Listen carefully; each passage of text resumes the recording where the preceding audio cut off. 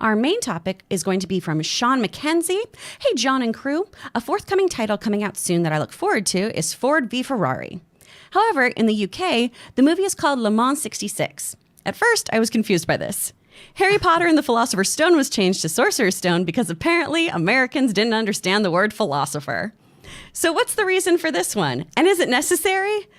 We didn't understand the word philosopher. That really threw us for a loop. Do you think this is a change because of a difference between American audiences and international audiences, or is it just a different name? It's honestly, it's just because it's marketing. Okay. You got to remember this, guys. The titles of a movie are meaningless.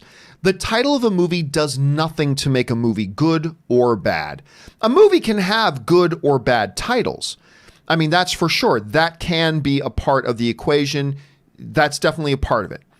But it's just a marketing tool. The title of a movie is simply a marketing tool. And if when one market, you think the name of the movie, this marketing tool, will best connect with our potential audience if the name is this, then you name it that. And many times, most times, that one name becomes the name across the globe. But we have seen many times when a studio has been putting out a movie and they just realized, you know what? This title is going to be great in North America, but for whatever reason, we think if it's a different title in this other country, it'll have better marketing power. It'll connect with the audience more because that's all a title for a movie is. It's just a piece of the marketing. We have seen several it happens all the time. This is just some high profile examples of how this has kind of come to be. Harry and the Hendersons. John Lithgow, I love that movie. But there are some international markets where the studios just felt, you know what, our posters don't make it clear to our other audiences in some other countries that we're talking about a Bigfoot movie, so they renamed it Bigfoot and the Hendersons. Which that makes sense. Harold and Kumar go to White Castle. Well, guess what? A lot of countries don't have a White Castle. So that as a marketing tool, that is not as effective in some other markets. So in some other markets, they renamed it to Harold and Kumar Get the Munchies, which is kind of a silly sounding title. I acknowledge it is, but it makes more sense because if you don't know what White Castle is, the title makes no sense. And if the title makes no sense, then it's not very good marketing.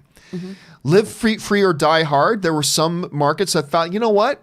Die Hard isn't as iconic here as in some places. We want to make it clear in this particular market that this is the fourth installment of the Die Hard franchise. And in some countries, they named it Die Hard 4.0. And in others, they just named it Die Hard 4 to be, again, a more effective marketing tool. The Avengers in the UK wasn't called The Avengers because there's already a very popular franchise and series in the UK called The Avengers. Mm-hmm. So they renamed it Avengers Assemble, again, for better marketing purposes. Then there was the great Seth Rogen and Zac Efron comedy Neighbors. I love that, but guess what? In some other countries, one of the most popular daytime soap opera shows of all time, that longest running for decades, there's a show called Neighbors. So they didn't want that to be any confusion. So in some foreign markets, they renamed the film to Bad Neighbors. Okay. Now, you take a title like Ford v Ferrari, Chris. Mm-hmm. That is very definitively, particularly when you got Ford, right? Yeah. That's an American title, right? That may not be as effective as a piece of marketing mm-hmm. in other countries. Actually, I believe there was even some countries where Captain America, the First Avenger, was just called the First Avenger. Oh. Because as a piece of marketing tool, it just makes more sense to do that in another country. Whereas in some countries, just you say Le Mans 66, okay, they'll know what that is. But Ford v Ferrari may not connect as well. Mm-hmm. Again, it just comes back to the fact that it makes no difference to the movie itself. It's simply a marketing tool.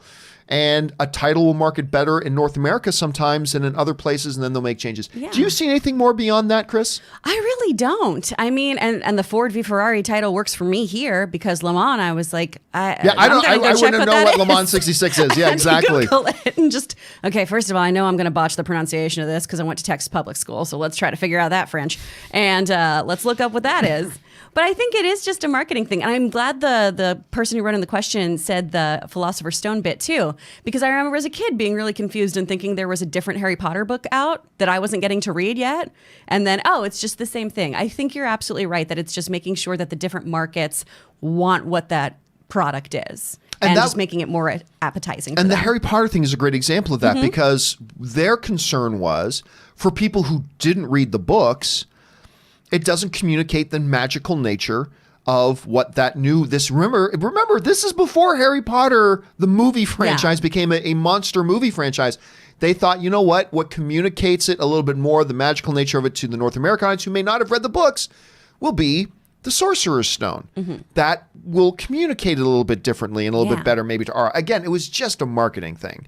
And you got to go for that stuff. Question is, guys, a lot of you guys are my international friends. Do you see this happen more often than we even recognize over here? Jump down to the comment section below and leave us your thoughts.